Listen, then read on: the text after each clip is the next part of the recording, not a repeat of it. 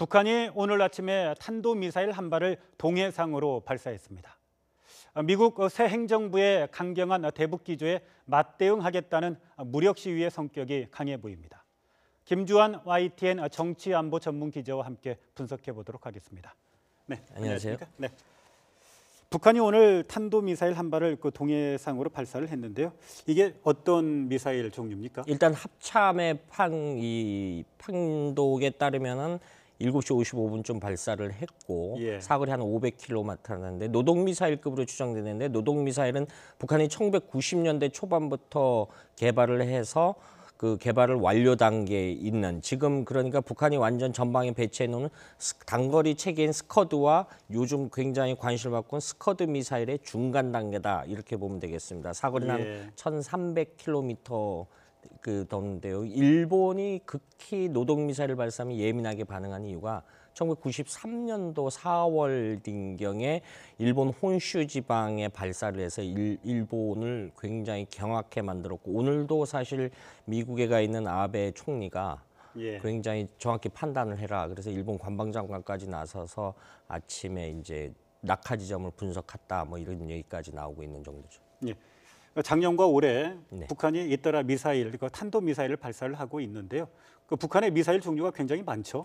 그렇죠. 그러니까 크게 우리가 미사일 체계는 단거리, 중거리, 장거리 나가는데 장거리는 이제 ICBM 5,000km 이상 날아가면은 이른바 ICBM 미사일로 대륙간 탄도 미사일로 구분을 하죠. 무스탄 미사일은 지금 저희 잠깐 그래픽 보여줍니다만 지금 미사일 종류가 나오고 있습니다. 쭉에서 80년대부터 스커드 계열의 미사일을 했습니다. 이 삼각형 모양이 이 탄도 모양이 이걸 좀 스케일드 거일로 보고요.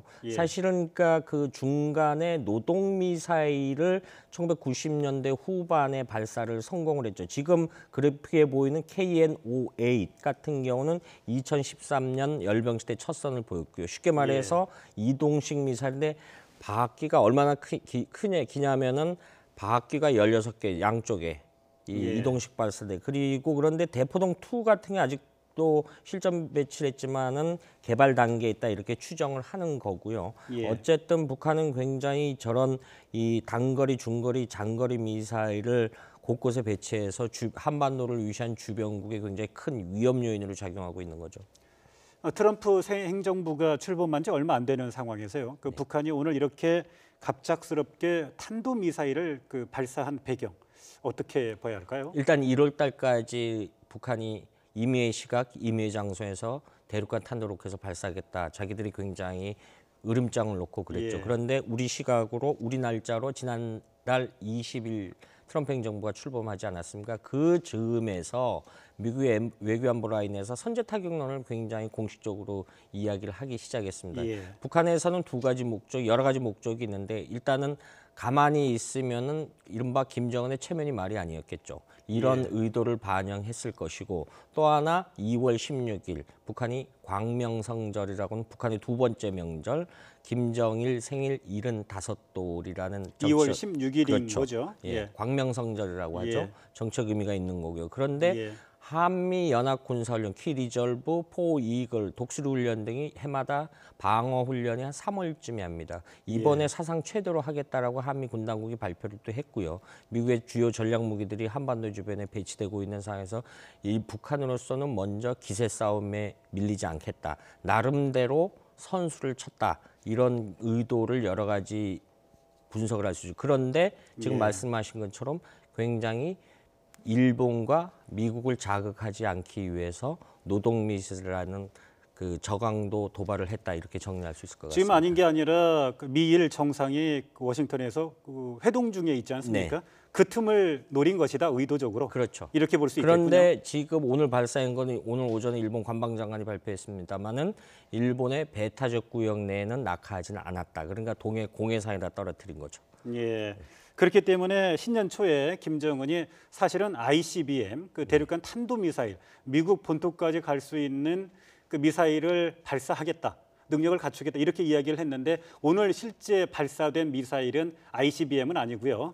노동 미사일 정도의 좀 이렇게 낮은 단계의 미사일이다 이렇게 봐야 되는군요. 그렇죠. 그런데 이 ICBM을 하려면 현재 여러 가지 그 미사일 전문가들이 이야기하면 이제 지금 북한이 작년에 무스탄 미사일을 8차례를 발사를 했지만 7차례 심었는데 엔진이 하나였는데 지금 최소 2개 무스탄 엔진이 2개를 있어야 된다라는 거고요. 이걸 합쳐서 1단 주체에서 하늘로 날라 올려보내야 되는데 이게 굉장히 기술적으로 어렵다라고 합니다. 그래서 서방에서는 아직까지 ICBM 기술적인 문제 때문에 ICBM 발사 단계는 아닌 것 같다. 물론 이것도 역시 시간 문제지만 이 두 가지를 합친 거는 이제 클러스터링이라고 하는데 이 두 엔진사의 어떤 연료 공급 문제라든가 이런 것이 굉장히 난제로 작용을 하겠다. 어쨌든 간에 지금 말씀하신 대로 김정은이 올해 신년사에서 대륙간 탄도 로켓이 마무리 단계에 있다라고 했고 임의의 시각, 임의의 장소 발사하겠다라는데 트럼프 대통령이 처음에 트위터를 통해서 이렇게 그럴 일 없을 것이다라고 해서 굉장히 강한 메시지를 보냈죠. 그런데 트럼프 미국 대통령을 비롯해서 트럼프 행정부의 외교 안보 책임자들이 북핵 문제에 대해서 최근에 굉장히 중요한 언급들을 많이 하고 있지 않습니까? 이런 배경에 이런 와중에 또 쐈단 말이에요. 그렇죠. 지금 어떤 한반도 데스크라든가 미국 국무부나 국방부의 한반도 데스크 이런 사람들이 주요 인사들이 아직 인선이 완료 안 됐습니다만 두고 봐야 되겠습니다만 어쨌든 국무부나 국방부 그리고 미 CIA 국장으로 된 마이크 폼페이 이런 사람들이 굉장히 강도 높은 이야기를 해줘. 저희가 트럼프 대통령이 어제 그 아베 총리와 정상회담에서 저런 표현을 썼죠. Very, very high priority.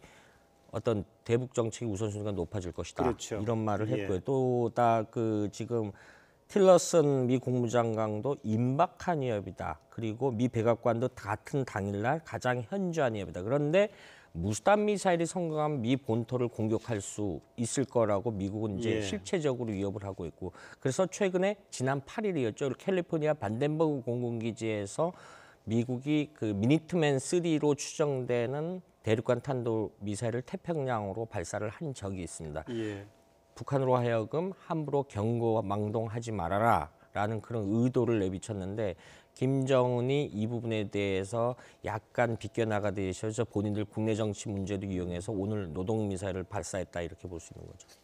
그 트럼프 대통령을 비롯해서 트럼프 행정부의 외교 안보 책임자들의 이런 인식 때문에 그런지요.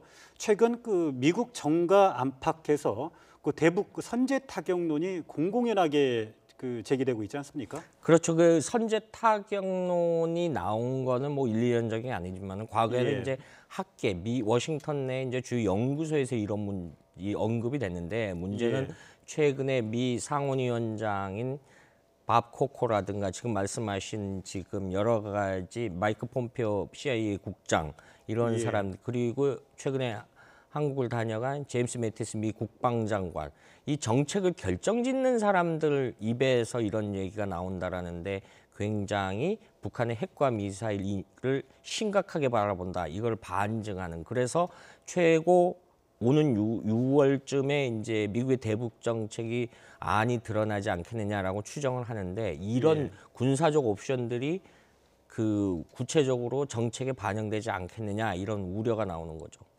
근데 사실 선제 타격을 하는 게 쉽지만은 않을 것이다. 녹록하지만은 않을 것이다. 야권에서도 굉장히 많은 우려를 표명하고 있지 않습니까? 저는 사실 그 부분에 대해서 좀 반대론적인 생각을 하고 있는데 선제 타격이라는 건 우리도 그 작전 계획에 분명히 규정이 돼 있습니다. 북한이 한반도를 공격하려고 하는 징후가 분명히 48시간에 보일 때 그런데 선제 타격을 전쟁은 그건 전면전을 물론 가정한 상황이겠죠. 그렇지만은 우리 수도 서울을 공격하고 할 때 우리가 피해를 나름대로 최소화하기 위해서 먼저 기습 단계의 공격을 하려는데 지금 일각에서는 선제 타격과 예방 타격을 좀 착각하는 경향이 있습니다. 이스라엘이 1981년도에 이라크의 그 핵시설을 폭격하는 엄밀한 의미에서 예방 타격이거든요. 이런 부분에 대해서 좀 구분을 되었으면 좋겠습니다. 그렇군요. 자, 지금까지 김주환 YTN 정치안보 전문기자와 함께했습니다. 오늘 말씀 감사드립니다.